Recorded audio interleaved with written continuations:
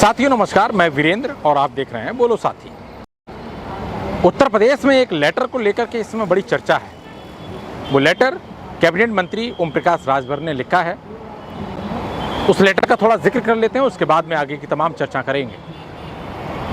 उस लेटर में साफ लिखा गया है कि सामाजिक न्याय समिति जो 2001 में जिसका गठन किया गया था, जो पिछड़े वर्ग के लिए दिए जाने वाला आरक्षण है उसके वर्गीकरण के लिए ओम प्रकाश राजभर ने उस लेटर में साफ लिखा है कि आज जो विपक्ष में पार्टियां बैठी हुई हैं, चाहे वो समाजवादी पार्टी हो, बहुजन समाज पार्टी हो या फिर कांग्रेस, ओम प्रकाश राजभर इन तीन पार्टियों के लिए टारगेट करते हुए कहते हैं कि जब ये सरकारें रहीं इन्होंने वर्गीकरण नहीं किया पिछड़े वर्ग का। मैं आज इसलिए जिक्र कर रहा हूं यहां पर कि जो पिछड़े वर्ग को मिलने वाला जो 27% आरक्षण है उसके वर्गीकरण की आरक्षण की मांग कर रहे हैं ओम प्रकाश राजभर। उत्तर प्रदेश में ओम प्रकाश राजभर इस समय भारतीय जनता पार्टी की सरकार के साथ हैं, योगी सरकार के साथ हैं। उन्होंने जो लेटर लिखा है उसमें विपक्ष की तमाम पार्टियों को उन्होंने निशाना बनाते हुए और उनसे मांग की है कि जो ओबीसी को मिलने वाला जो रिजर्वेशन है, जो आरक्षण है 27%, उसका वर्गीकरण किया जाए। 3 भागों में उन्होंने बांटने की बात कही है: पिछड़ा वर्ग, अति पिछड़ा वर्ग और सर्वाधिक अति पिछड़ा वर्ग। लेकिन 2011 के बाद कोई भी जाति जनगणना नहीं हुई और जनसंख्या बढ़ती चली गई। आपने पढ़ा होगा और देखा होगा जो तमाम जगदेव बाबू से लेकर के मान्यवर कांसीराम से लेकर के तमाम वो महापुरुष जिन्होंने आरक्षण के लिए एक बड़ी लड़ाई लड़ी और तमाम नारे दिए। 100 में 85 वाला नारा दिया। ऐसे नारे दिए कि जिनकी जितनी संख्या भारी उसकी उतनी हिस्सेदारी। सवाल ये खड़ा होता है, क्या उनको उतनी हिस्सेदारी मिल पा रही है? सबसे बड़ी बात यह है कि 69,000 भर्ती का जो मामला अभी तक लंबित है उस पर ओम प्रकाश राजभर आज तक नहीं बोलते। 8,000 के आसपास जो अभ्यर्थी हैं वो धूप में, बारिश में, इसी लखनऊ में राजधानी के बीचों बीच विधानसभा के पास प्रोटेस्ट करते हैं, शिक्षा मंत्री के आवास के बाहर प्रोटेस्ट करते हैं और जो अपने आप को पिछड़ों का हिमायती बताते हैं, केशव प्रसाद मौर्य जिसमें उप मुख्यमंत्री हैं, उनके आवास के बाहर प्रोटेस्ट करते हैं। शिक्षा मंत्री संदीप सिंह के आवास के बाहर प्रोटेस्ट करते हैं। ब्रजेश पाठक से लेकर के योगी आदित्यनाथ सीएम दफ्तर के बाहर प्रोटेस्ट करते हैं। लेकिन उनको अभी तक कोई समाधान नहीं मिल पाया है। वो अभ्यर्थी, वो वीडियोस आपने देखी होंगी, वो फोटोज भी आपने देखे होंगे। वो अभ्यर्थी, महिला अभ्यर्थी जिसके गोद में बच्चा था और वो कह रही थी कि मेरी शादी हो चुकी है, मेरे बच्चे हो चुके हैं, लेकिन मैं नौकरी के लिए कोर्ट की लड़ाई लड़ रही हूं, धरना कर रही हूं, प्रदर्शन कर रही हूं। उस अभ्यर्थी, उस महिला अभ्यर्थी को भी आपने देखा होगा जो कि सरकार को चूड़ियां भेंट कर रही थी। वो वीडियोस देख करके हर कोई भावुक हुआ इस पूरे उत्तर प्रदेश का और आरक्षण पे फिर से एक विवाद शुरू हो गया। अभी इलाहाबाद हाई कोर्ट से एई का फैसला आया है। एई असिस्टेंट इंजीनियर यूपीपीएससी ने एई की वैकेंसी कराई, भर्ती कराई। उसमें जो मामला था एससी एसटी ओबीसी के जो अभ्यर्थी थे वो ओवरलैपिंग नहीं कर सकते थे। कारण उन्होंने जो अपना सर्टिफिकेट लगाया, कास्ट सर्टिफिकेट, उसके अनुसार योगी सरकार या योगी सरकार के जो आला अधिकारियों के अनुसार वो अपनी कैटेगरी में रह सकते हैं।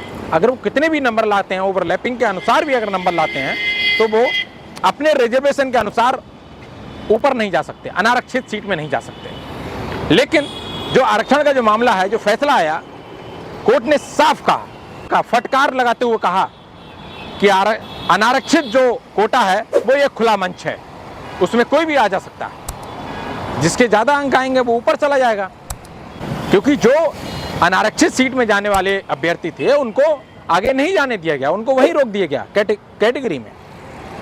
जो मुख्य परीक्षा थी वो 28 सितंबर को होने वाली थी, 28-29 सितंबर को होने वाली थी, जो कि अब रद्द कर दी गई। और कोर्ट ने कहा कि जो एई का रिजल्ट है, उनकी जो प्रारंभिक परीक्षा का जो रिजल्ट है, उसकी मेरिट दोबारा से तय की जाए और जो अभ्यर्थी अनारक्षित सीट में जा सकते हैं, जिनके ज़्यादा अंक हैं, वो अनारक्षित सीट में जा सकते हैं, वो कोई कोटा नहीं है। ये हाई कोर्ट का आदेश था। और आप कल्पना कीजिए, वो तमाम अभ्यर्थी जिन्होंने कोर्ट में एक लंबी लड़ाई लड़ी, तब कहीं ये फैसला आया। अगर समझिए, सरकार एक तरफ कहती है कि हम दलितों के, पिछड़ों के हिमायती हैं और हम उनके लिए बराबर का अधिकार दे रहे हैं, लेकिन यहाँ बराबर का अधिकार तो नहीं मिल रहा है, उनके अधिकार को ही छीना जा रहा है। और कैसे छीना जा रहा है? ओवरलैपिंग में उनको नहीं जाने दिया जा रहा है, जो कि उनका मूलभूत अधिकार है। आरक्षण कोई खैरात में मिली हुई चीज नहीं है। उनको सामाजिक आधार पर, आर्थिक आधार पर आरक्षण दिया जाता है। इसमें बाकायदा क्राइटेरियाज हैं। 69,000 भर्ती में जिस तरीके से कितने अभ्यर्थी उसमें लंबित हैं। ओम प्रकाश राजभर जब ये लेटर लिखते हैं वर्गीकरण का, तो उनको सबसे पहले जाति जनगणना की मांग करनी चाहिए। आप किसी भी भर्ती की लिस्ट उठा के देख लीजिए, उसकी कट ऑफ उठा के देख लीजिए, उसकी जो मेरिट है, मेरिट लिस्ट है, उसकी उठा के देखिए और फिर देखिए कि जो ओवरलैपिंग वाला मामला है वो केवल एई की भर्ती में नहीं है। ये तो एई का फैसला आ गया। आरओ, एआरओ, तमाम ऐसी भर्तियां जो हो रही हैं उत्तर प्रदेश में, ओवरलैपिंग नहीं हो रही है। एससी, एसटी, ओबीसी का जो अभ्यर्थी है वो ओवरलैपिंग करके अनारक्षित कोटा में नहीं जा सकता। वो 27% में ही लड़ रहा है, वो 23% में ही लड़ रहा है।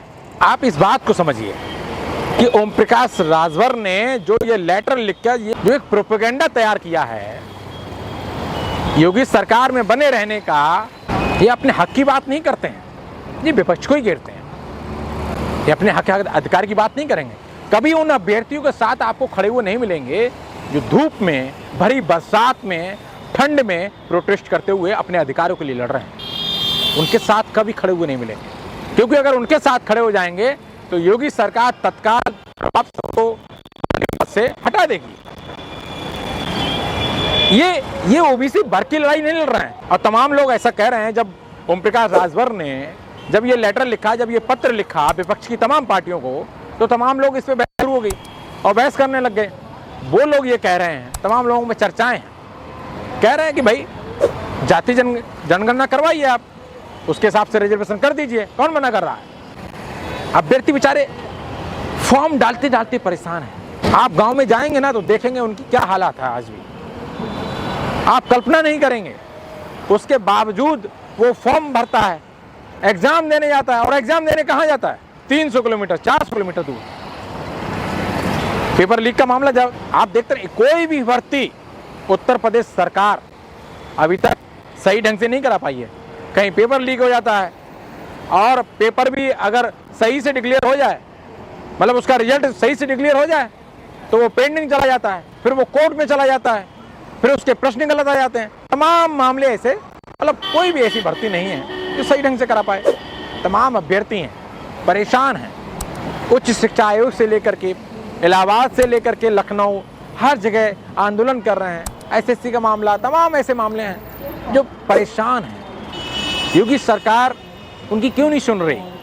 फिलहाल इस पूरी रिपोर्ट को हमने ओम प्रकाश राजभर के लेटर के संदर्भ में पूरी तैयार की, और किस तरीके से ओम प्रकाश राजभर सत्ता में बने रहने के साथ साथ वो सरकार से तो मांग नहीं करते हैं, लेकिन विपक्ष में बैठी हुई पार्टियों से लगातार मांग करते रहते हैं। फिलहाल ये पूरी रिपोर्ट कैसी लगी, कमेंट बॉक्स के माध्यम से अपनी प्रतिक्रिया अवश्य दें।